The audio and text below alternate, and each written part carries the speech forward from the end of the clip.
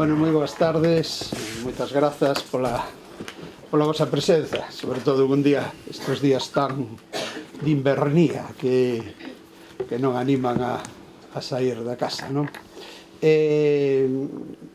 Quería dar as gracias especialmente a Maribel e Gonzalo da librería Cartabón, que sempre nos acollen con cariño aquí libros en Actos de Galaxia, e que hoxe especialmente, que hubo aí unha movida media tarde moi un pouco enredado, un enredo así sobre de comunicación entre editorial e eles, e que tivemos casi que asaltalos para que nos organizaran aquí o espazo e non viñesen vostedes de balde, non? Temos aquí hoxe para presentar este Xosé María Álvarez Blázquez, mestre republicano de Narciso de Gabriel, que Narciso de Gabriel é un dos nosos grandes historiadores da educación. Tengo algún libro que referencia, non? Referencia é catedrático na Universidade de Coruña e ten algún dos libros son referencia na materia daquele especialista. Narciso de Gabriel, en este libro, aborda un período da biografía enorme, plural en tantos intereses de Xosé María Álvarez Blázquez, que ademais dese período de mestre foi editor, entre outras cousas, da colección popular máis importante que deu a industria editorial en Galicia, a colección O Moucho, que en tempos non moi doados para a promoción do libro conseguiu chegar a un amplísimo público. Foi poeta, novelista, libreiro, en esa múltiples intereses de Xosé María Álvarez Blázquez, Narciso, que atopou ou que recibiu ou que lle chegou un diario escolar de Xosé María Álvarez Blázquez, foi o que o animou, o coñecemento de diario escolar, a abordar esta etapa da biografía, unha etapa que avalou, ao meu entender, e o que ele explica tamén neste libro, entre a esperanza dos tempos da República, que foi especialmente sensible ao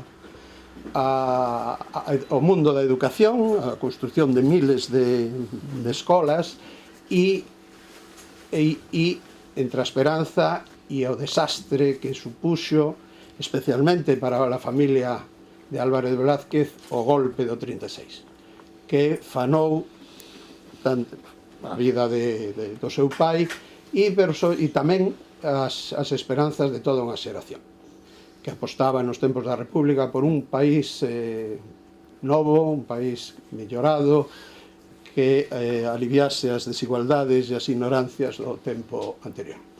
Bueno, a Narciso o acompañan Alfonso e Xavier Castro. Bueno, Alfonso non o vou presentar, aparte de que segue tamén forma parte desa familia literaria, que son a familia dos Álvarez Blázquez, e que ademais tamén foi biógrafo do seu pai, non só do coñecemento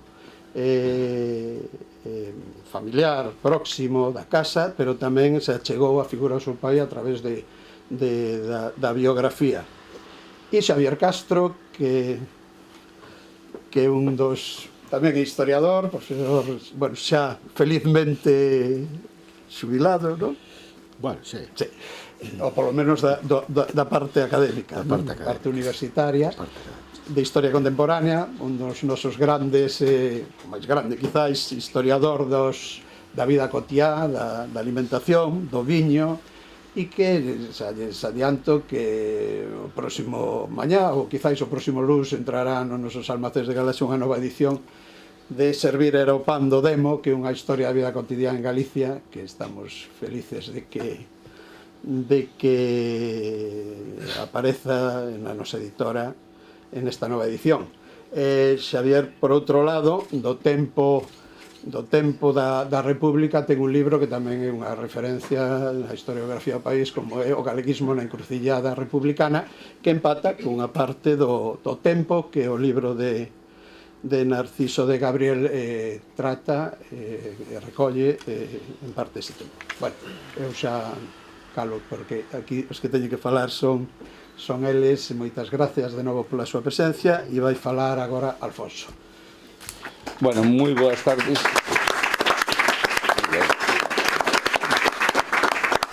Moi boas tardes a todas, a todos. Me agradecido pola vosa presenza. Benvidos vos á cidade posiblemente máis culta de Europa, porque aquí hai uns 300.000 iluminados, nada menos,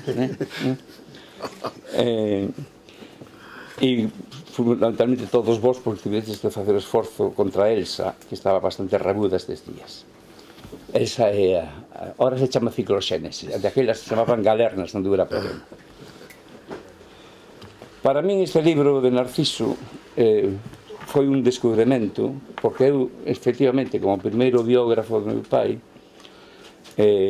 con unha biografía que se publicou no ano 1995, sabía que eu que deixara unha eiva, que deixara un espazo sin cubrir por descoñecemento dunha época perdida para nós, porque a nosa familia, a toda a familia, silenciou en grande medida todo aquel sufrimento, e é moi explicable que silenciasen ese sufrimento, porque tiñan que reconstruir a vida.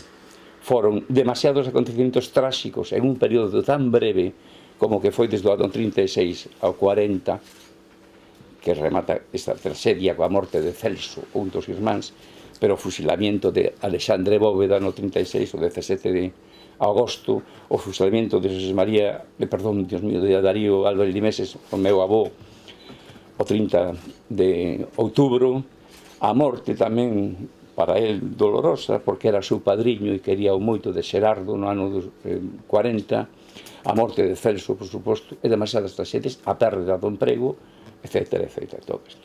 E incluso, pois, tamén a perda do sustento familiar dunha familia que se mantiña con folgura, moi unidos, e de un día para outro, prácticamente en uns poucos meses, aquilo é un descalabro. Entón, esta é a razón posiblemente dese silencio. Ese silencio só se cortaba en rarísimas ocasións cando había unha traxedia familiar, como foi a morte da miña irmá. Entón, meu pai non se me tome isto como un chiste, porque non é ningún chiste, aproveitaba esa tristura para contar algunhas pequenas cousas. Papá, de que morreu o avó? Morreu na guerra, era o máximo, que se nos podía decir. Pasado o tempo, xa cando éramos uns mociños, aí tivo moito que ver meu primo, meu curmán Alfonso Álvarez Gándara, sendo os mociños, reuninos a todos na casa do Outeiro Feichiño, ali en Coruxo, e contounos, bueno, enseñounos o hino galego, contounos certos detalles do que fora o fusilamento a morte do avó. Entón, claro, na biografía neste libro de Narciso, toda esa parte que eu non tratei na biografía foi para mí un enorme descubrimento. Conxuga Narciso neste libro dúas das grandes virtudes que se poden pedir para calquera tipo de ensayo: a amenidade e o rigor. Unha amenidade de tal maneira que se eu non fose fillo de Xosé María dos Brazos, quedaría encandilado con esa figura. E, sobre todo, o rigor. Donde buscou Narciso tanta documentación? El, que traballa en isto, traballou moitísimo nesto. El diario escolar foille pasado a Narciso por o meu irmán Celso. Cando morreu meu pai repartimos unas 60 ou 70 carpetas, non me acordo, cheas de documentación, de papeles, meu pai guardaba moito todas as cousas, e Celso falou con Narciso porque escollou a persoa que mellor podía facelo, e Narciso sistematizou todo aquele diario escolar, encheu un comentario e preocupouse de indagar en todo o proceso de depuración do meu pai, que foi tamén nunha época terrible. Vamos a ver. Bueno, primeiro quero ler unha frase do propio Narciso, un texto do propio Narciso, para que se entenda. Dice Narciso: logo de me mergullar no primeiro terzo da súa vida, en unha parte da súa obra, debo confesar que me encariñei con el, con Xosé María Álvarez. Coido que a súa actuación docente foi en moitos sentidos exemplar e que merece ser coñecida. Despois Narciso remata con estas verbas: mágoa de xeración perdida para a escola, a cultura, a democracia e o galeguismo. Efectivamente. A primeira medida educativa que tomou a República foi dignificar a figura dos mestres e das mestras. Estamos partindo de que no ano 1930, o remate da ditadura de Primo de Rivera, depois da chamada dicta blanda de Berenguer, en plena monarquía borbónica, o índice de analfabetos de España era nada menos que o 32% das persoas, das cales, en gran medida, as mulleres. Pero había unha porcentaxe moi grande, aparte dese 32%, moi grande, de persoas que malamente lían ou escribían. Entón, había que dignificar, había que convertir aqueles súbditos reales en cidadáns libres. Había que culturizar un país inculto e había que dignificar a posto do maestro e da maestra.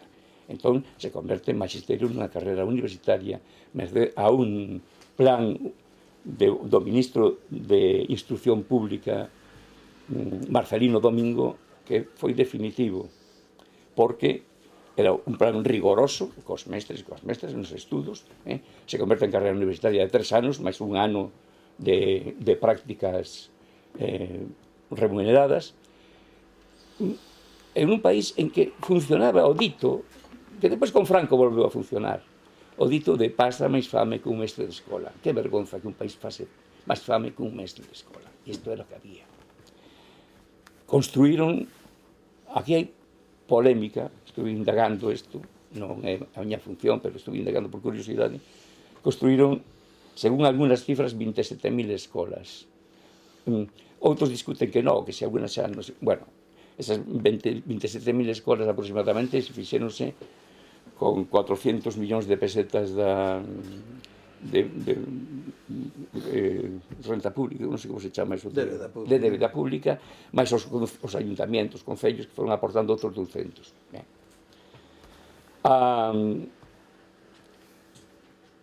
Trayectoria de mestre de meu pai foi esta.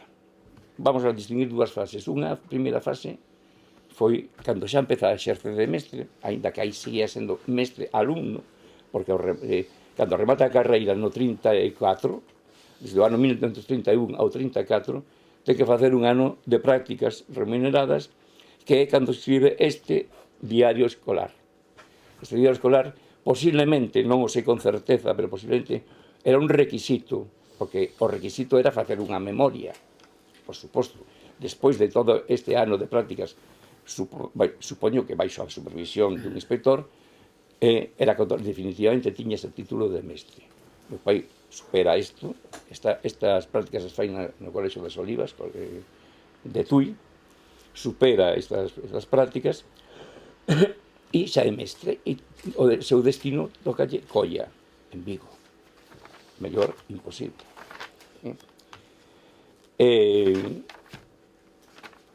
Cando, bueno, xa remata, cando xa ten que facerse cargo do seu primeiro destino, xa fusilaran a bóveda, no 17 de agosto, meu pai recibe a notificación do afastamento do corpo de maestres. El se entera o día 2, según conta Narciso, pero foi publicado no día 1 no Boletín Oficial da provincia, polo gobernador civil Ricardo Macarrón Piudo.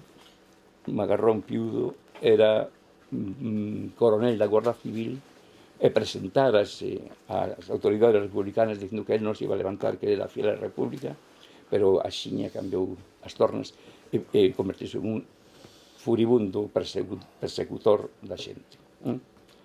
E decía, bueno, isto está unha orden tamén emanada da universidade, claro, e no Boletín Oficial do Estado, da provincia, se separan a dúas das súas escolas a 366 mestres, 90 mestres. e ao día seguinte, no día 2, aparecen 12 mestres máis. Meu pai interesa o día 2 de setembro da súa depuración. E justificaba este Ricardo Macarrón por mor das actividades políticas e sociais, a falla de respeto ao moral cristián e o comportamento profesional dunha boa parte do magisterio que coa súa actuación fomentou o estado caótico e anárquico do país. Estas eran as acusacións. Defenderse de acusacións tan vagas, tan imprecisas, é algo cruel. E meu pai tivo que defenderse de todo isto, demostrando que non era católico, que era cristiano, que non fomentara o caos, etc. Aquí o trata Narciso de Gabriel con un rigor espectacular, es algo maravilloso, con unha precisión, paso por paso, como foi toda a defensa de meu pai, a quen tuvo que recorrer para que lle fuese sobreseír. Bien. Pero en este momento, cando vai tomar posesión da escola de Colla, é mobilizado a Santiago, ao Hospital de San Caetano, durante 3 anos da guerra, desde o novembro do ano 36 até o 5 de xullo do 39. E cando pasa xa ese verán, xa ven o seu destino, desterrado a Coreses, en Zamora. Ben, pasa o tempo, en fin, e a segunda fase sería, bueno, en Coreses está pouco tempo, porque había moita tristura, cando chega a Coreses atópase, datos tamén de Narciso, unha escola con 67 alumnos e alumnas de entre 6 e 14 anos, máis, despois, en horario nocturno, 15 adultos máis. A indagación de Narciso é tan pormenorizada que incluso fala en que pensión estuvo meu pai, porque podía ter ocupado a casa de mestre, pero dá coa pensión e todo eso. Unha tristeza que este libro non fose publicado antes, porque a miña muller e eu fomos a Coreses, a Conde de Coreses, foi para mí moi emocionante.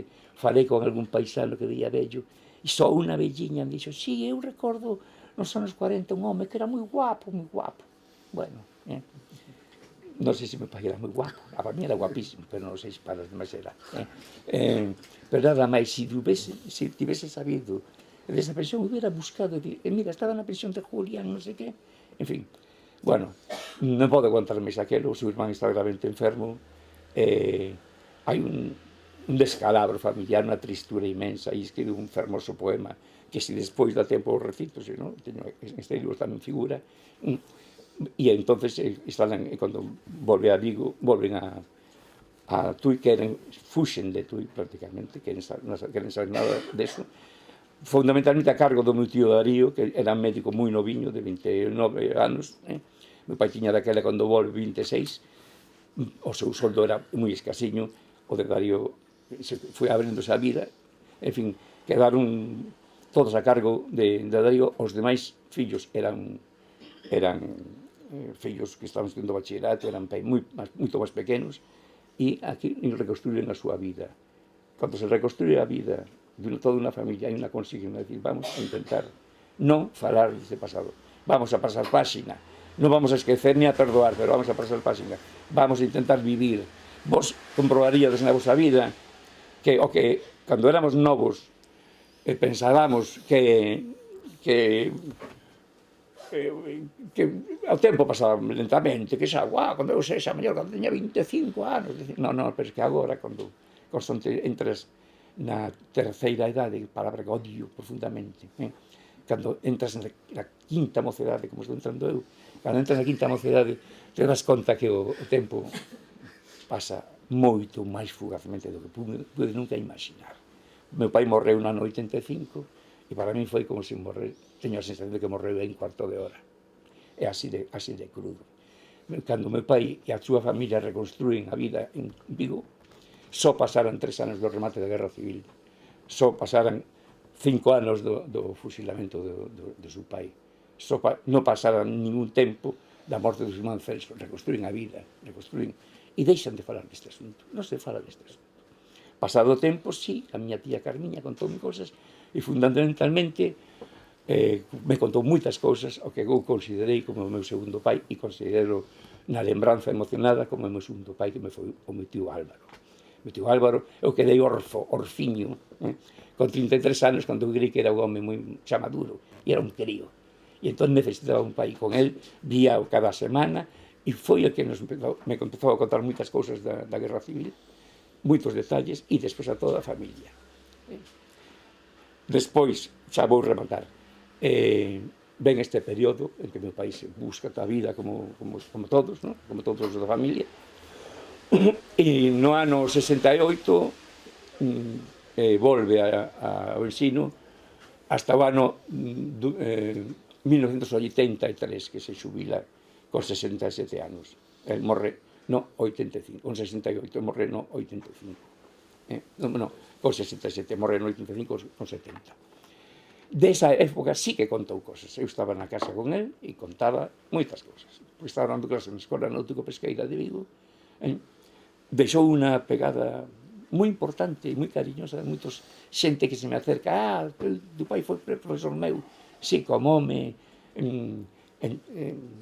volcado nos alumnos, original, cariñoso, así o era, e como un gran mestre. E aí, sí, que me contou cosas, sobre todo porque cando eu empecé a estudar magisterio, eu tive en dúas universidades na miña vida. Unha foi o Instituto Santa Irene de Vigo, había un grupo de profesores extraordinarios. Fui a Santiago, estudei 2 anos de Filosofía e Letras. Daquela non existía a depresión non existía, pero o que tiña era unha depresión, porque era incapaz absolutamente de estudar, imposible.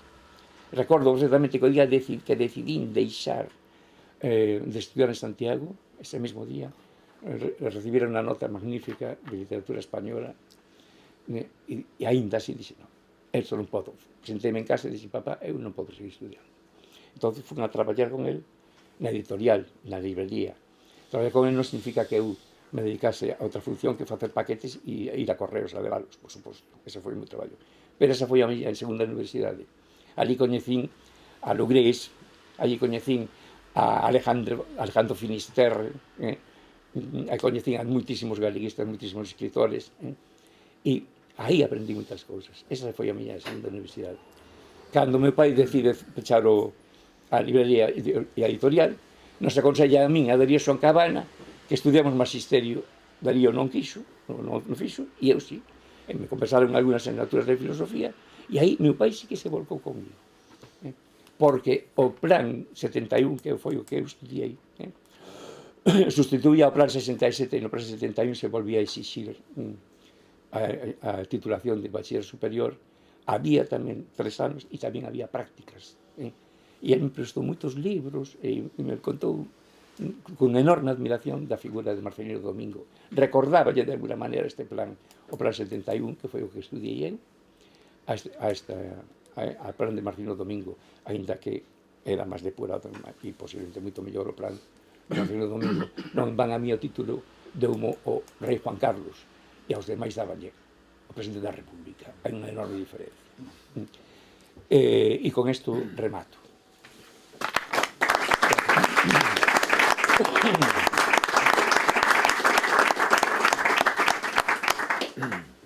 Bueno, pois tocaba a mí falar. Eu vou falar de P, non para lucir tipo, que xa non estaba en edad, como recordou Xosé Manuel, sino porque teño uns caixóns aquí diante, e as pernas así non está a xeito para despegarse. Tamén, ademais, nos vemos mellor, a comunicación se cadra un pouco máis directa e doada. Bueno, é emocionante despois das palabras de Alfonso evocando a figura do seu pai e con Pepe, o seu irmão, tamén aquí presente, verdad? Bueno, isto é casi un traballo de antropoloxía, de investigación participante, de estar aquí, bueno, evocando un libro de historia de educación e de historia xeral de Galicia, porque hai máis que eso, e ao mesmo tempo estar aquí, pois, protagonistas desa familia. Bueno, é moi emotivo. Tamén porque, bueno, na historia a historia da formación, digamos, da educación sentimental flaubertiana dun, para min, pois os libros que publicou Xosé María Álvarez Blázquez en Castelos, en Monterrey, na colección esta popular O Moucho, foron moi importantes. Cando eu vivía aquí ao lado, na rúa que se chamaba José Antonio Primo de Rivera, e que un día un abogado e máis eu, Pedro non sei que, un amigo meu, fixemos unha pintada naquele tempo. Isto debe ser pois no 74, non, no 76, antes da transición. Fixemos unha pintada ao comezo da rúa José Antonio, tacháramos José Antonio e puxéramos Urzaiz, Rúa de Urzaiz, sin saber moi ben quen era este diputado, logo nos enteramos quen era Urzaiz, pero había que tachar a José Antonio. Fixemos unha pintada que daquela andamos pintando moito a toponimia, tapando carteles e tal, era unha das nosas paixóns naqueles tempos que estaba totalmente deturpada a toponimia, no? Fixera unha pintada, bueno, e aquí estaba, eu vivía nesta Rúa de Urzaiz, onde pintarrajei naquele tempo, aí abaixo, ao lado da pastelería El Molino, un sitio estupendo para vivir, moi doce. E, por iso, bueno, como éramos moitos na casa, do meu pai, que era farmacéutico, éramos unha tropa, éramos 12. Oh, 12, sí, 12. E entón, pois, non se paraba na casa. E entón eu iba a ler a cafetería que estaba ali no García Barbón, unha cafetería estupenda, onde tinha boa luz, iba a ler libros, sobre todo para escapar da casa, porque tal barullo ali que non hai maneira de facer buscar, de encontrar un sitio. Ler en cafeterías era unha das posibilidades que había naquel Vigo dos anos 60, cando eu estudaba no Instituto Santa Irene, que era un sitio, unha cidade aínda pues, un pouco triste, aínda quedaba algo da secuela, daquela atmósfera que, en fin, do franquismo gris, casposo, verdad? Entón, nas cafeterías eu iba a ler, e collía libros na biblioteca municipal que estaba na Alameda, e no Instituto Santa Irene, onde foi un bibliotecario, porque había hasta bibliotecarios. O señor Rufo nos nomeaba 2 rapaces bibliotecarios, nos pagaba 500 pesetas ao trimestre, que era unha pasta. Daba para comprar un disco pequeno e algunha outra cousiña máis. E ali sacaba libros da biblioteca, non había libros galegos na biblioteca Santa Irene, non encontraba, pero había expurgaran esa biblioteca e pero quedaban os clásicos, que esos Cervantes e esos non os machacaran, e se podían ler cousas así. E logo recibíamos discusión e convivencia, podernos para el diálogo, non, pero discusión e convivencia, así, eu empecé a ler cousas raras daquela revista e tal. Entre a biblioteca municipal e aquelo, e a colección Salvat de 25 pesetas, que me daba a miña nai, despois de moito pedir e pedichonear, que me dicía era pedichón, que compraba nun quiosco aí frente á estación do tren, cos libros de Salvat, iba para a biblioteca, para a cafetería, esta que estaba ali no García Barbón, a ler, nos domingos, nos sábados, cando ia ter. E ali fun descubrindo pouco a pouco os libros de Moucho, que eran moi baratos, e así marcara eu, por exemplo, o Catecismo Labrego, que se publicara en Moucho. Bueno, é dos libros máis reeditados, hai edicións, hai números, esa é e as Memorias no Labrego son os libros máis editados, ou eran, agora xa empeza a haber outros libros aínda máis editados. Ben, entón eu recordo o impacto que me causou ler en Moucho o Catecismo Labrego, publicado por María Álvarez Blázquez na súa editorial. Fora un descubrimento, aquela visión crítica que daba Lamas Carvajal, verdad? Das miserias do caciquismo e das desventuras da condición traballadora, verdad? Unha revolución. E logo tamén lera de Xosé María Álvarez Blázquez, creo que vagamente recordo unha narración breve que se chamaba A pega rabilonga, pode ser? A pega rabilonga e tal. E logo fui sabendo de él en relación con José María Castroviejo e con Cunqueiro. Fui descubrindo un pouco todo este mundo. Castroviejo iba para a Francia do meu pai, en Cangas, meu pai colleu o barco, aquí tiña a familia aquí, e aquí abaixo, Laboratorio de Análisis Clínicos Ladislao Castro. E cando iba a farmacia, a gobernar a farmacia, que había moitos fillos que manter. Entón collíamos el viejo o la guapa, que eran os barcos que había entón no porto, digo, e ahora marchábamos os dous, eu de no pequeno con el, e íbamos a farmacia. E eu enredaba ali, feliz, tras aquelas básculas de precisión e aquelas pipotes, era un mundo fabuloso para un neno. E por ali chegaba Castroviejo, de cando en vez, que era moi amigo do meu pai. Chegaba Castroviejo, e collía un pipote de alcohol puro, o 95 grados, polo menos, que tiña meu pai na rebotica, e usaban de cando se acaba un pouco daquele alcohol, o botaban no chan que era de cemento, no inverno cando facía frío, e quentábanse ali as mans, o meu pai, a boticaria, e Castro Viejo, todos ali, lume ali, en medio da farmacia de Madeira, o sea, unha barbaridade absoluta. De cando botaban un chisco de alcohol e quentábamos todo, un momentiño, quentábamos e outra cousa. E José María Castro Viejo, cando meu pai estaba despachando, eu, neno, o vía porque collía o pipote ese, abría as pitachas e collía un pipotiño destos, a pipeta graduada, entón enchía un pouco e entón empezaba a deleitarse, facía quedaba robado, facía así e logo nas mans, botaba un pouco nas mans, eu recordo todo o ceremonial, asombrado, botaba nas mans un pouco e facía quedaba extasiado así. E ainda por riba collía o que quedaba xa pouco, e rebaixado con auga, e o bisellaba, hacía así, picaba, tomaba algo daquelo, hacía así, chupeteaba aquelo, alcohol puro rebaixado con auga, hacía así. Todos esos números oía que esto viejo na rebotica do meu pai. E tal. Logo, unha vez acompañei no barco a Vigo e tal. Bueno, ese mundo para min era un mundo no que eu despertaba, un mundo da lectura, e entón, o Catecismo Gabrego, Castro Viejo, e esas lecturas que empecé a ter, pois, a pegar Rabilonga, e outras cousas que se publicaban no Faro de Vigo, e, bueno, Ferrín andaba por ali no instituto tamén, nos contaba cousas, e léramos a Cunqueiro, que tamén publicaba artigos no Faro de Vigo, e unha cousa, e nun deles, por exemplo, contaba Castro Viejo que viña de sair a primeira camelia no inverno de Vigués. Entón, vira a primeira camelia e quedara maravillado Cunqueiro. Entón, que fixo? Foi correndo a casa a visitar a Álvarez de Blázquez, que debía estar perto. Foi correndo, eso conta Cunqueiro nun relato, foi no ver, a contarlle que saíra a primeira camelia. E ali outro dixouno todo e acompañouno para ir ver os dous a primeira camelia que aparecera en Vigo, no centro de Vigo. E estivemos dous rato contemplando a camelia. No?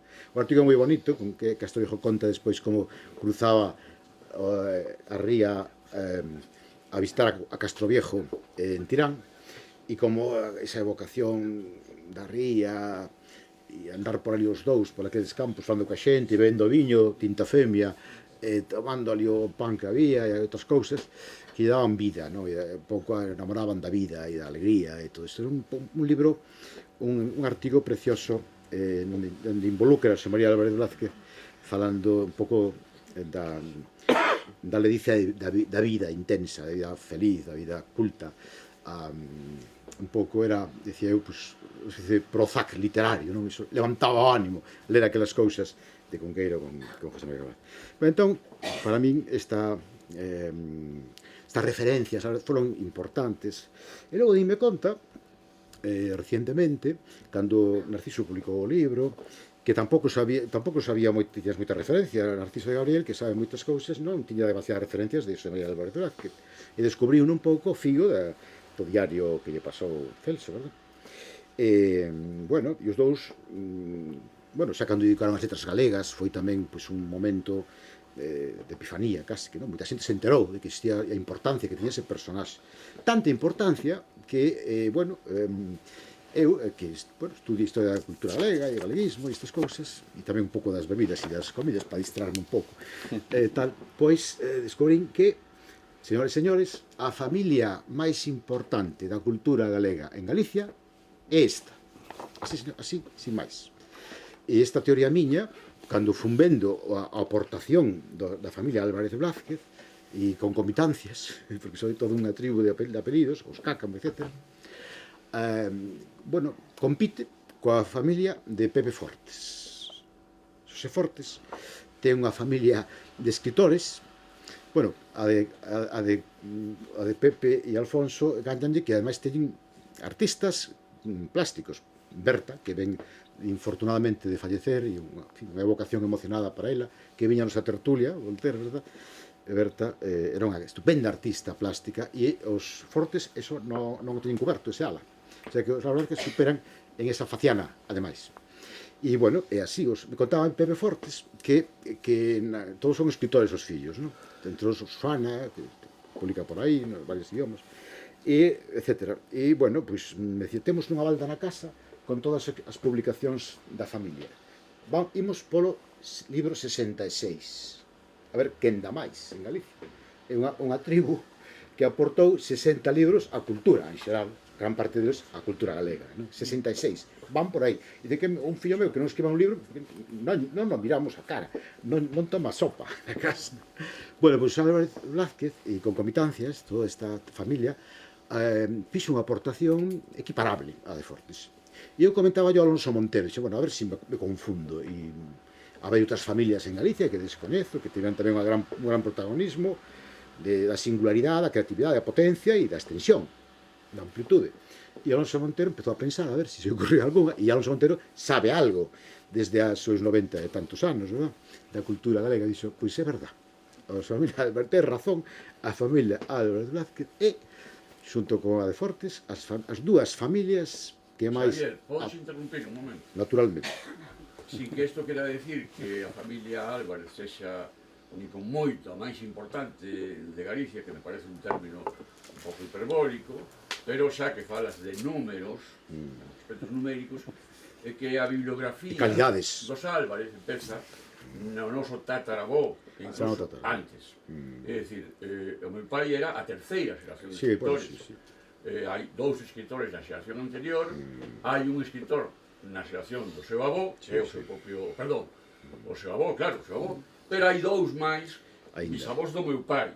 Bueno, eu teño feita a bibliografía completa dos Álvarez desde aquel señor que se chamaba Álvarez González, que fixo un tratado de homeopatía, tampouco é para emocionarse moito. Puntúa tamén. Eu sei, desde logo, eu estaría en contra dese señor, pero bueno. Pois eu non. Eu tamén. Desde ese tratado de homeopatía... E tamén en contra estarías. Totalmente en contra. Eu estaría totalmente en contra. Habría unha división. Moito mellorou a bibliografía familiar despois da homeopatía. Desde homeopatía. aquel tratado de homeopatía de Álvarez González ao último libro, pois algún de nós, pasan século e medio, e naturalmente, el século e medio, a fábrica seguiu funcionando sin apagar nunca os fornos, e en este momento pasan de 300 os libros. Só falo de libros, non falo de volumes, quero decir, de pasan dos 300, periódicas, pero pasa de 300. Ten a bibliografía feita e que alguén ia Pois chamando. Pero só por chulearme un pouco, non? Faz ben, Non home, porque faz quería ben. que a cousa sea moi trascendente. No, bueno, claro, porque Fortes é un neno da aldea, ahora contou as memorias, precisamente, vende publicar unhas memorias que son interesantes, as memorias de Fortes, moi interesantes realmente, verdad? E aí empeza, ele é un neno da aldea, perto de Pontevedra, e non ten esa raigame, o sea, que Fortes non pode competir nesa... En número non, pero xa sabes que o ni en número, ni en xinea, en tradición. Bueno, efectivamente, ben esta salvidade, e tomamos nota de que hai varias xeracións que suman en Gade. Entón, a primeira, sin disputa ninguna.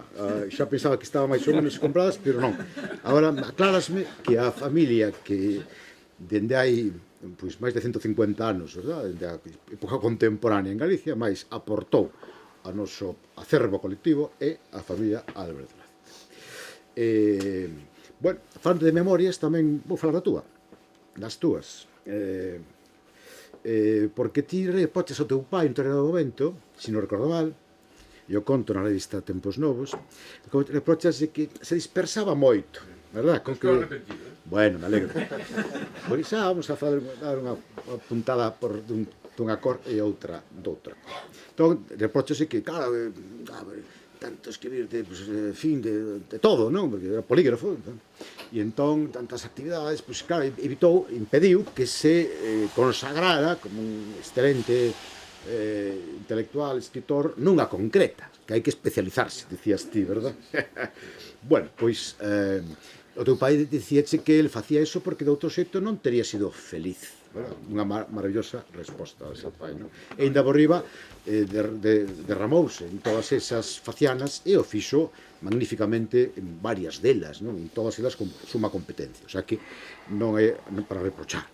Pero ademais, aquela cousa de Montero Ríos, que é unha anécdota célebre, que Montero Ríos dou unha conferencia un día e o rector preguntoulle, vamos a ver, mire, como quere que o presente, como especialista en qué?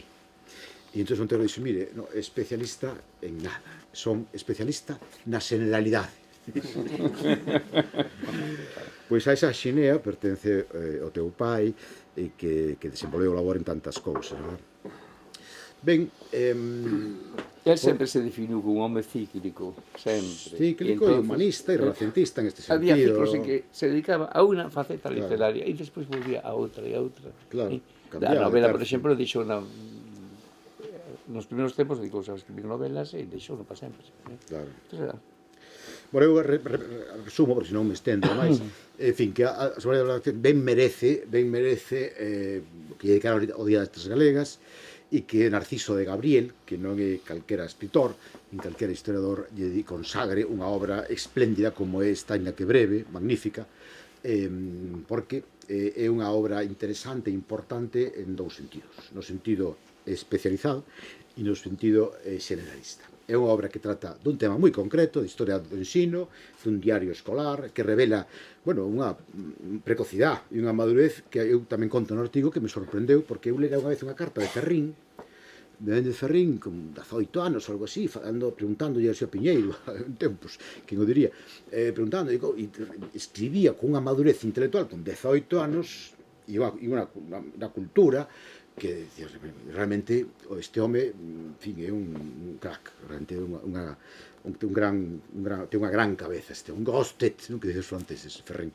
E o diario deste home, da Semana da Redacción, tamén revela unha cultura moi vasta, en música, en diversos saberes, que sorprende a esa idade e, bueno, e ademais tamén revela o progreso profesional un mestre que está concienzudo, exixente consigo mesmo e que ademais inxire tantas referencias culturais nun diario meramente profesional, é dicir, que ten unha gran riqueza cultural e que Narciso rescata, Narciso recolle e divulga agora e analiza, contextualiza. Entón, o libro é importante, digo, en ese sentido especializado. É unha aportación moi importante, moi relevante á historia do ensino en Galicia. Pero, ademais, é o tamén como obra de cultura porque está moi ben contextualizado. Entón, non está todo o clan na súa historia extrema ou extensa, pero si está unha parte relevante da mesma, analizada, examinada, aportando moitos elementos culturais que o convirten en unha obra valiosa, útil para a historia xeral da cultura galega. Ambos dos, por tanto, interesan a dous lectores, non se escapa ninguén. Tanto os que lles interesen a historia do ensino como os que queiran e amen a cultura galega en xeral. Ambos aspectos están concentrados nesta obra, que ademais está moi ben escrita. Narciso ten moi boa pluma, é absolutamente riguroso, e, bueno, eu contaba sempre a anécdota, e remato, da nevera, do frigorífico. Narciso e eu vivimos en Ourense cando éramos aínda máis novos que hoxe, e entón éramos novos profesores, estábamos por ali en Ourense, no ano 81, 82, por aí, e entón compartimos un piso ali na plazuela da Trinidad, parte B, e entón non había moito moble na casa, nin tampouco un frigorífico. Entón, aquele era un desastre. Botábasemos a perder todo, as patacas botaban así ser rizomas, procurando a luz aí unha claraboia, a marmelada estragaba, o leite apodrecía, os ovos destrazaban. Bueno, entón decidimos mercar a un frigorífico, non podía ser. Bueno, hai que mercar unha nevera. Narciso é concienzudo para todo, tamén para estas cousas, pero tamén xeneroso e social. Entón, bueno, encargo meu, dixo ele. Bueno, moi ben, encargo.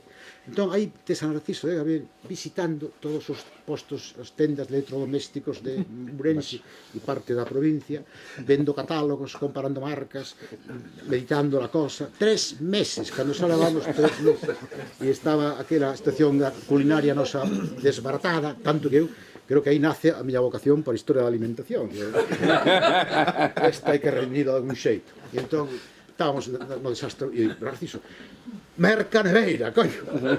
Sí, bueno, xa teño a cousa bastante todo, catálogos, por ali, información, tal. E, bueno, entón, urxido pola situación caótica na que vivíamos e pola miña presión tremenda, pois por fin mercou unha neveira.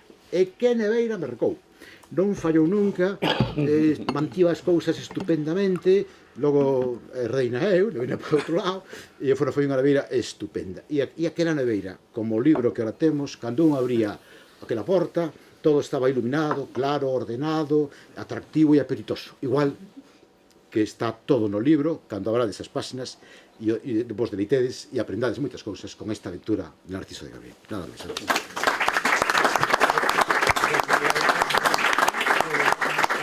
Eu agora entendo porque meu irmán Celso decidiu que fose Narciso que fixese el libro, porque son cuspidillos.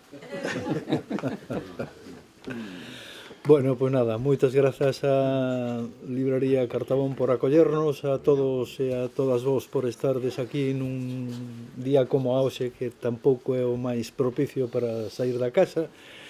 Bueno, este é a segunda presentación que se fai deste libro sobre Álvarez Blázquez. A primeira foi en Tui, a cidade que o viu nacer, e a segunda tiña que ser a cidade de Vigo, non? Que foi a cidade na que viviu a maior parte da súa vida, onde escribiu unha boa parte da súa obra, onde realizou labores moi variadas, como editor, como libreiro, como arqueólogo, como xornalista, como, en fin, como unha persoa efectivamente polifacética, non? Por máis que nel, como contestou cando o seu fillo maior tivo a ousadía de preguntarlle se esa dispersión fora ou non fora productiva, dixo que había algo que unificaba o seu afán intelectual, o seu afán cultural, que era o amor el amor por lo balbuciente, ¿no? Balbuciente era unha expresión que a min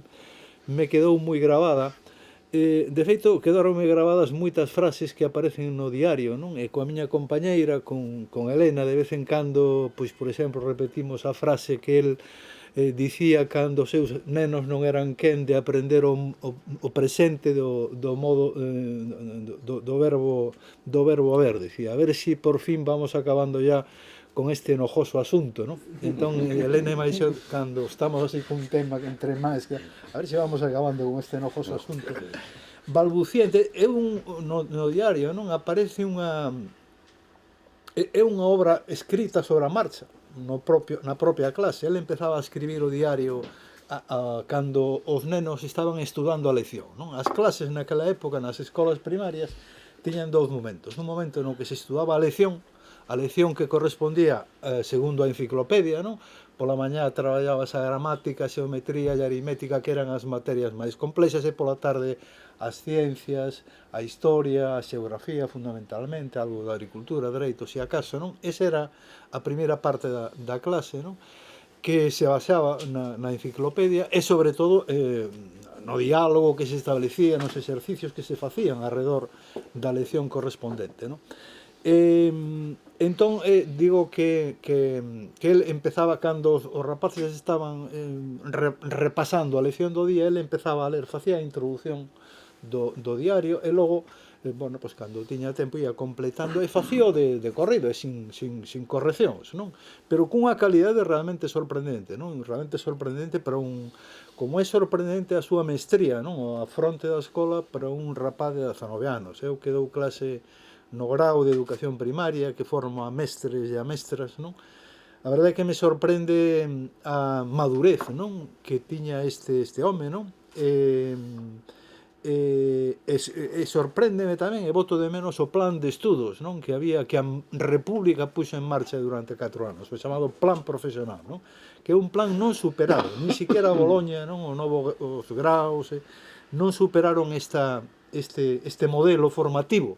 Este modelo formativo deseñado pola República, porque a República efectivamente puña nun primeiro plano a escola primaria como instancia pola que tiña que pasar toda a poboación e encargada de formar a ciudadanía, non? É dicir, se se quería que a República perdurase, que ese sistema sociopolítico perdurase, era fundamental formar a conciencia, formar os cidadáns nos valores propios da República. De aí a... Bueno, entón digo que Vigo tiña que ser o segundo sitio onde se presentara, o terceiro será a Coruña na Fundación Alexandre Bóveda. Eu escollín a Fundación Alexandre Bóveda porque Xosé María é un home moi vinculado hai, a parte do pai, evidentemente, dúas figuras centrais na súa formación, que son o seu tío Xerardo Álvarez Limeses, inspector de ensino primario, escritor tamén, non? E por outra parte Alexandre Bóveda, non? Que coñeceu precisamente a través de Xerardo, porque Alexandre Bóveda vai casar cunha filla de Xerardo Álvarez Limeses, non? Entón vaise presentar na Coruña e vai estar na presentación Celso, que foi efectivamente o irmán pequeno que traballa na mesma, bueno, el está na Facultade de Filoloxía, pero imparte tamén docencia no grau de logopedia e, polo tanto, tamén compartimos facultade. Foi o que no ano 2008, ou ao final do 2007, cando se lle iba a dedicar o Día das Letras Galegas a Álvarez Velázquez, me dixo que, bueno, que había ali 5 cadernos, non? Que si podían ter interese e tal. E claro, evidentemente, que o tiña, non? Porque constituía unha fonte de primeira man. Realmente, a lectura deste diario casi nos permite mesmo entrar na aula de Xosé María na Escola Graduada de Tui, non? Na sección terceira da Escola Graduada de Tui, non? El tiña só 12 nenos, non?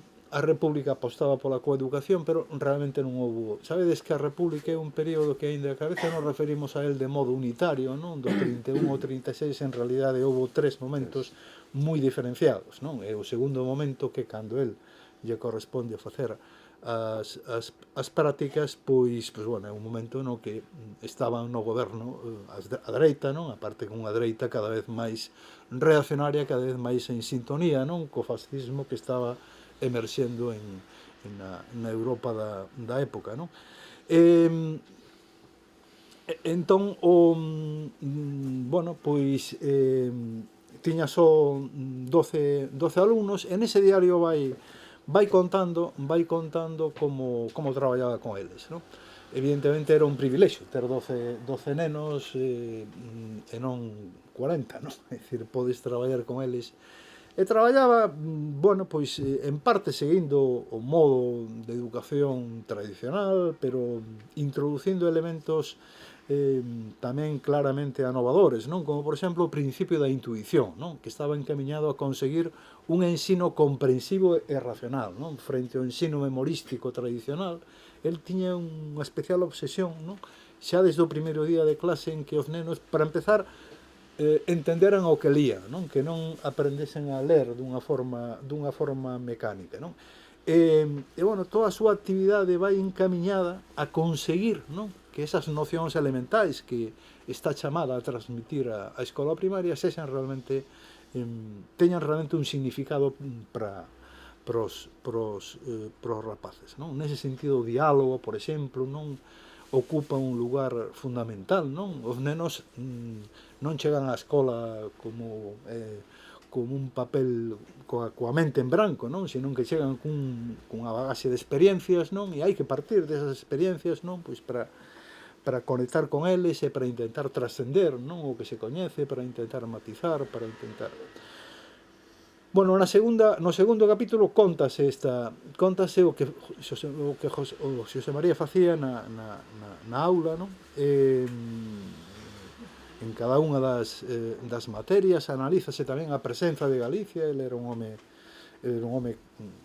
que militara nas mocedades galeguistas, non? No seu momento era un home claramente galeguista, non? E no primeiro, previamente, pois comentanse os anos de formación, non?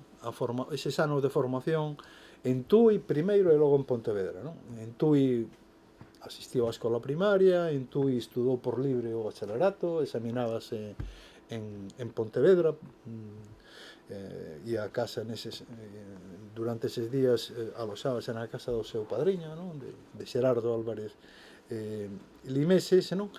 E posteriormente, durante 3 anos, estivo na cidade de Pontevedra facendo magisterio, non? Facendo magisterio e tamén pois continuou practicando a escritura desde moi noviño, xa publicou os seus primeiros poemas, creo que o primeiro foi aos 12 anos no Faro de Vigo, non? E a partir de aí pois, continuou o primeiro poemario, tamén o publicou moi novo, non?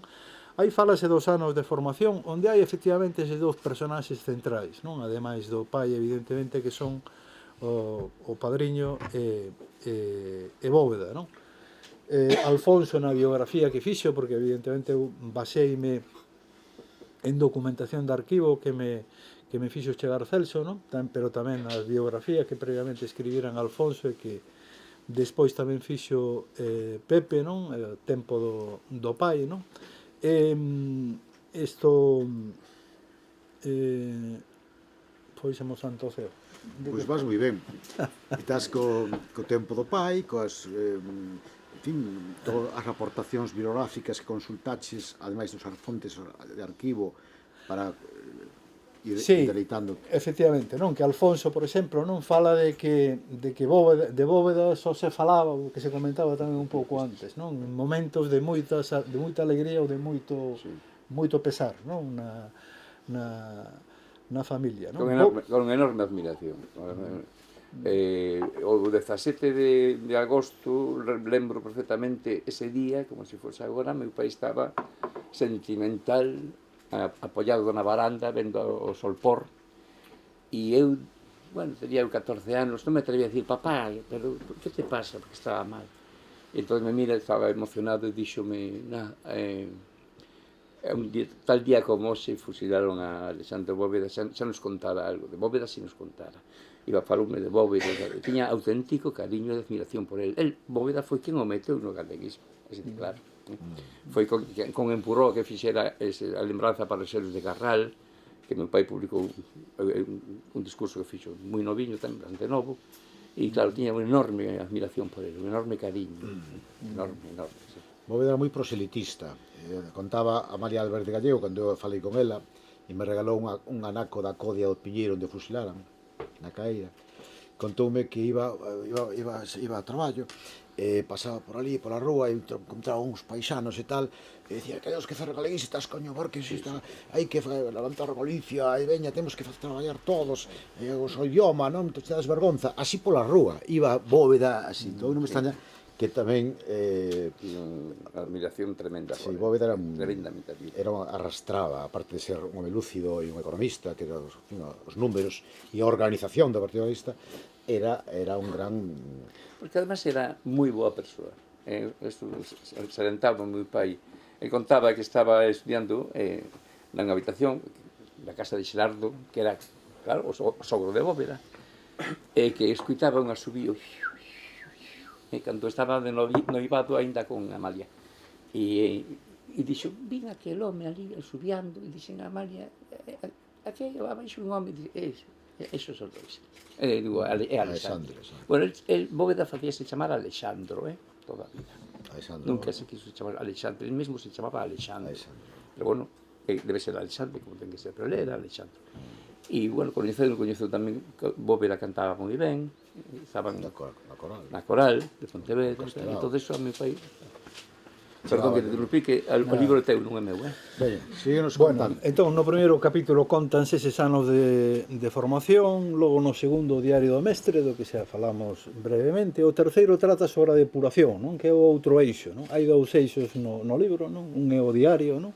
Ademais dos anos de formación, e outro é a depuración e como consecuencia dela o desterro, non? E eu remato aí cando Xosé María abandona o ensino, por lo menos o ensino primario, porque despois no ano 68, como dixo Alfonso, vai recuperar esa práctica docente, pero xa na formación profesional Escola Náutico-Pesqueira, Náutico-Pesqueira Instituto Marítimo Politécnico do Atlántico. E a depuración, a depuración é o franquismo intenta construir un modelo educativo que é a antítese da República, do modelo republicano, e para eso procede a unha depuración sistemática do profesorado, non? Que aquí na provincia de Pontevedra tamén tuvo afectou, non, como mínimo a un 25% do profesorado nun primeiro momento, non? Xosé María será destinado posteriormente porque no proceso de depuración hai dous momentos. Un primeiro momento onde os gobernadores civís, sin máis, destituen da escola en masa pois o 25% ou o 30% dos mestres, non? E un segundo momento xa de análise máis sistemática da trayectoria de cada un dos mestres e cada unha das mestras, non? Na primeira fase, Xosé María foi suspendido de emprego e soldo, non? Durante un tempo, pero el reclamou, e o reitor da Universidade de Santiago admitiu a reclamación e restituiu a súa escola, non? O que pasa é que nese momento, cando restituiu a escola, ele estaba no cuartel de sanidade en Santiago, non? Estaba mobilizado, non? E non podía destinaron, por certo, á escola de Colla, aquí en Vigo, non? Que estivera resentada por Víctor Fray Villanueva, que era un mestre socialista, o principal promotor da FETE aquí en Galicia. Estuve facendo, acabo de facer un traballo sobre 3 anos da vida de Fray Villanueva, do 36 ao 39, non? Do 36 do 34 da Revolución de Outubro de Asturias ao 37, eses 3 anos da vida, que foron anos moi intensos. Hai ese primeiro momento entón no proceso de depuración en que Xosé María é suspendido de emprego e soldo por 6 meses, pero consigue facer valer os seus dereitos e que o restitúen na escola. É un segundo momento onde a Comisión Depuradora Provincial, onde estaba, da que formaba parte un íntimo amigo del, que tamén militara no seu día do Partido Galeguista, Luís Pintos Fonseca, ¿no? En que condenado, en que sancionado con traslado fora de Galicia. O traslado fora de Galicia era o castigo que se puña os galeguistas e nacionalistas, non? Como tamén acontecía en Cataluña e no País Vasco, non? O castigo específico que había para os galeguistas era o trasladalos a unha escola fora da rexión, non? Como se decía nas ordes de resolución dos seus expedientes. E el foi destinado a Coreses, a unha localidade de Zamora, onde estivo un tempo, o menos posible. El, en fin, utilizaba tamén os servizos do Irmandarío, que era médico, non, para conseguir certificados de enfermedade que lle permitían conseguir baixas, non? E chegado un momento renunciou o ensino, visto que non se daba resolto o expediente de depuración, que había outros proxectos familiares, non? Unha fábrica de tixolos, de ladrillos que montaron, etc., non? Pois deixou o magisterio. Bueno, como ten que quedar algún tempo para falar, pois si eu podes ler, se che parece, o poema que escribiu no Desterro, non? Que é un poema. Bueno, antes de que lea o poema podemos engadir unha breve morcilla, que se comentar que hai unha terceira fase, aparte das dous que mencionaxe, non? É cando intentan recuperar o posto perdido, o traballo de que foron depurados, non? E no caso de Xosé María, pois, sigue o expediente, non acaba de superarlo. Pero no caso de un coñecido de todos nós, probablemente, que é o pai de Herminio Barreiro, tamén o depuraron e estivo toda a vida fora depurado e tal, non había forma. Entón, cando se chegou a transición, dixo, bueno, pues agora ao mellor podeme restituir, podía, que tarde, pues, algún aniño por ali, non? Entón foi ao ministerio, contaba o pai de Herminio, foi ao ministerio a ver se o expediente podían revocar e restituílo na función docente. Entón chega ali, conta, e mandan a unha dependencia do ministerio, unha sala moi grande, que estaba con as paredes recubertas, como estas están de libros, daquelas estaban de carpetas arquivadoras, desas de cartón, dúcias e centos, todas as paredes extensísimas, cheas de carpetas arquivadoras, contendo expedientes de depuración de mestres. Ese é o panorama, porque Franco foi tremendo, depurou a miles de mestres, como matou a miles de persoas.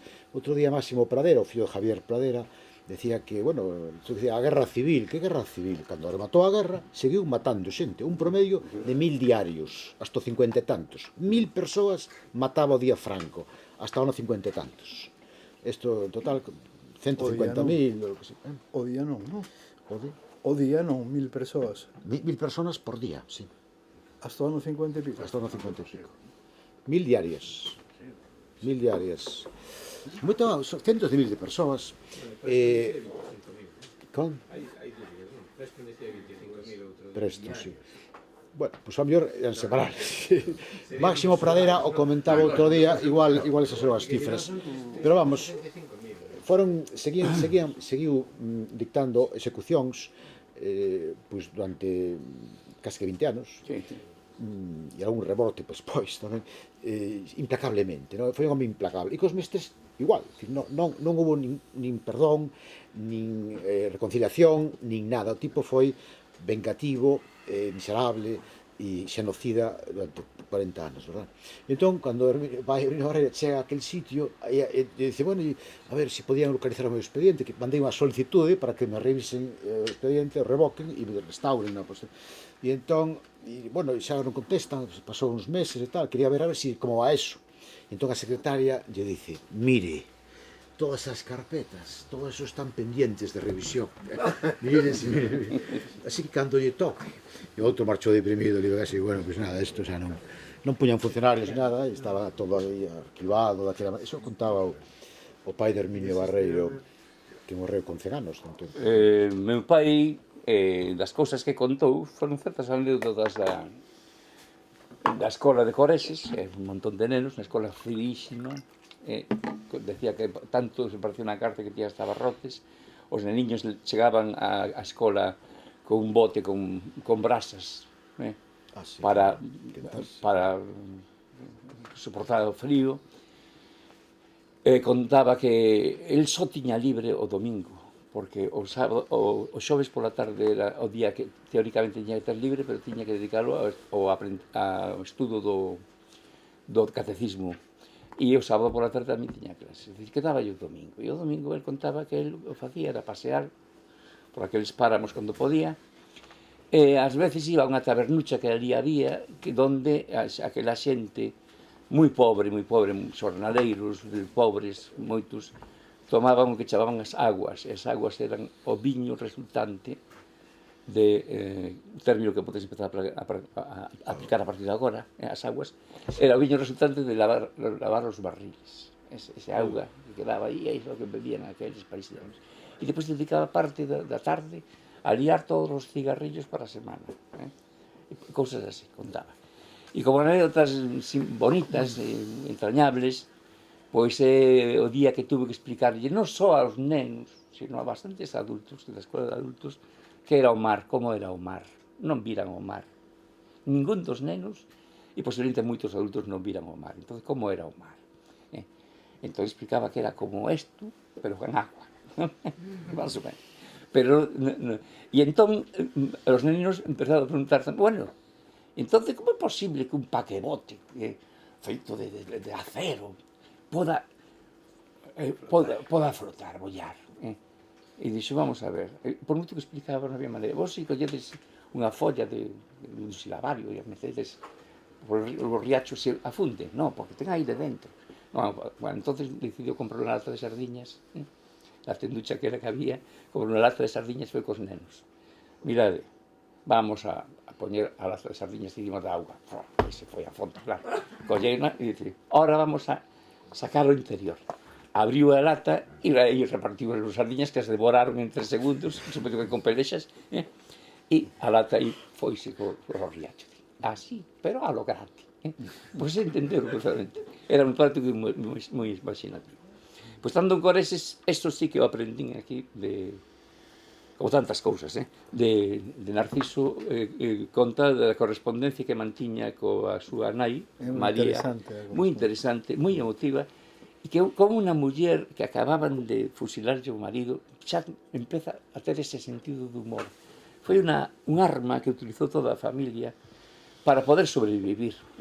E a avoa María debía ser unha muller moi simpática. Eu non tive a sorte de coñecela, porque morreu no ano 51 e eu nací no 52. Pero hai unha carta que dirixe a meu pai dicindo que o censor de correos, ou de non sei de que estamento, se queixaba de que eran moi largas as cartas. Dice, bueno, pois que traballen outra cousa. Bueno, pero en estas tamén hai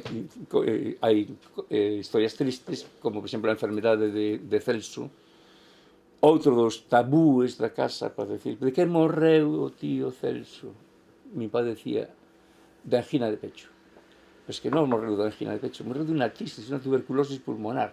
Pero era unha enfermedade que debía ser unha enfermedade non nombrable, Porque era enfermedade dos pobres. E foi realmente, colleu na guerra, porque foi destinado aos presos frontes, pasou unha fame terrible, e veu tísico, e morreu de tisis. E entonces morreu mentre meu pai estaba en Coreses. Pregunta Narciso, o di, que non sabe se o meu pai pudo ir ao enterro. Non foi ao enterro, non pudo ir, porque meu pai contaba que indo, además dices que ao día seguinte xa tiña preparado a clase, indo a Zamora, leu a esquera do seu irmán nun xornal galego. Eu non sei que xornal galego chegaría hasta Zamora, el Pueblo Gallego, quizás, Faro, e aí leu a esquera do seu irmán. Esa tristeza foi tremenda. Pero durante unha temporada a nai intenta, contavío tamén, de que Celso, que foi o que morreu, se viñese a pasar uns días, unha temporada con meu pai en Coreses, polo clima seco, porque ele padece esta enfermedade, e pregunta que alimentación teña e todo eso. Bueno, pero a textura que tuvo que pasar meu pai debe ser inmensa, inmensa. A morte desgarradora de seu pai, de Alexandre Bóveda, estaba ali solo, un crío, porque era un crío, e entonces ali escribiu este emocionante poema a súa nai, que dice así: que lonxe vivo, ai madre, que lonxe estou, unha anduriña madre que non tornou. Virán os tempos, madre, virá San Xoán, eu xa cabilo, ai madre, que non virán. Mais se viñeren, madre, irei daquela, matar a sede, ai madre, da nosa vela. Irei daquela, madre, como anduriña, que en bello niño. Ai madre, tardeiro a niña, ai madriña. Este poema é un poema precioso, é moi emocionante. Bueno, pois meu pai non deixou de escribir en galego, por suposto. Este daría ben agochadiño, por suposto, claro. Ali en Coreses tamén escribiu un caderno de preparación de leccións, non? Evidentemente ten un sentido moi distinto ao que tiña o diario que redactou en Tui, non? O caderno de preparación de leccións era obrigatorio. O Estado, o Ministerio de Educación sacou unha orde obrigando o magisterio que nun caderno especificase o que ia facer na clase o día seguinte, non? Para que a inspección pudese controlar despois a actuación de cada un deles, non? Hai outro poema que se recolle no libro, recóllense só dos poemas, este que acaba de ler Alfonso e outro que alude ao asesinato do pai en Vigo, non? Que a min parece que? En Tui, eso. Xunto con outros 4 ou 5 tudenses, non? Que republicanos que foron fusilados. E el asesinaron o pai o mesmo día en que o inspector provincial lle remitió o prego de cargos, non? Si queres lelo. Padre mío, supoño. Sí. Padre mío, tu frente atormentada. Padre mío, tu frente atormentada, me arden las manos puras del recuerdo, ahora que estoy soñándote y te pierdo por los rincones de la madrugada. Ahora que quiero hablarte, no me acuerdo de la justa palabra sosegada para tu paz. Mi voz está quebrada del grito aquel que todavía muerdo. Callado me tendrás otra mañana. Mi adolecida voz adolescente, tú te llevaste con mi amor cautiva. Aguardaré la luz en la ventana y habré de estarme así. Me arde tu frente, con un grito apretado mientras viva. Este poema forma parte dun libro que se publicou póstumamente despois da morte do meu pai, que se chama Sonetos de Alba Insomne, e son, efectivamente, unha colección de sonetos que o meu pai fixo en longuísimas noites de insomnio durante décadas. Ocupaba esas noites de insomnio en escribir, ás veces cousas tráxicas, serias como estas, outras veces pasatempos, entretenimentos, cousas máis divertidas. E, bueno, este, para mí, é un dos poemas magistrais. Eu, como soneto, ademais, é magnífico, diría que perfecto, non? Por a estructura, e logo, bueno, ben cargado de todo ese drama profundo personal que ele vive, non? Tiña unha beta poética moi lograda. Claro, por eso, en parte, esa historia miña que foi unha entrevista que eu lle fixen a meu pai porque me encargaron. Veu unha xornalista de Madrid para non me acordo que emisora, Radio Nacional de España. E inicialmente pensou facerlle ela a entrevista ao meu pai, pero nun momento dado suxeriu que fose eu o entrevistador, e eu creo que esas preguntas capciosas, non só esas, sino alguna outra, era un pouco para que non parecese que eu estaba, en fin, loubando demasiado ao meu pai como entrevistador. Entón, non sei, ocorriuse esa idea da dispersión. Deu a unha resposta magnífica do teu pai. Sí, pero tamén porque eu xa lera a fondo a poesía do meu pai, e me parece que se meu pai chega a cultivar máis a fondo a poesía, tería sido unha figura capital da poesía galega en fin, das décadas, bueno, de posguerra, por decirlo así, pero seguiría seguramente ao longo das décadas. Meu pai ten un libro fundamental que é Canle Segredo, pero non cultivou o suficiente, diríamos, ese xénero como para convertirse nun magnífico, gran poeta. Hai poemas moi bons, pero non hai unha figura de gran poeta en conxunto. De feito, eu, dos poemas que lín para a historia da cultura do viño, un dos que máis me impresionou foi o teu pai. Hai un poema breve, precioso, que di: fun ao viño albariño, flor da terra vendimada, como quen vai de camiño e quedei de pousar. Bueno, pois se queredes comentar algunha cousa, pois podedes facelo. Aquí están tamén os meus primos Xavier, fillos de Álvaro, e Álvaro, fillos de Álvaro, Álvaro Blázquez, un home entrañable, xa dixen, e ademais que tivo esa iniciativa tan interesante da serigrafía galega. Aquelas obras de serigrafía galega, ali traballaba Lugris unha temporada. Bueno, eu creo que en parte por calidade, porque traballaba lentísimamente, e Lugris non perdeu nunca o humor, nunca.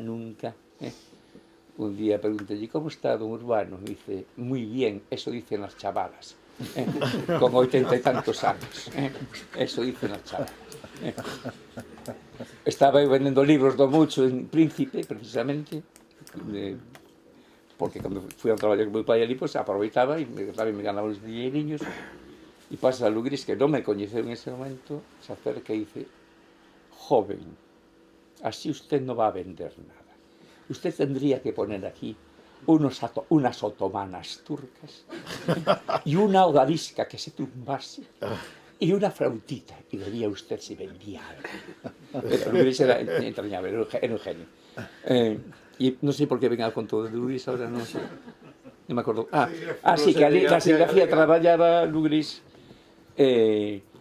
O tío Álvaro, pois, era un artista, el mesmo fixo escultura, foi un dos que participou na escultura de Sócrates en Tui con Pietro Coussent, era un dos discípulos de Pietro Coussent, e tamén na escultura de Valle Inclán, que estaba na Serra do Barbanza, creo que estaba, pero atiraron para baixo os falanxistas. Non, tiraron a de Sócrates. A de Sócrates ao río. Porque creyeron que era Marx.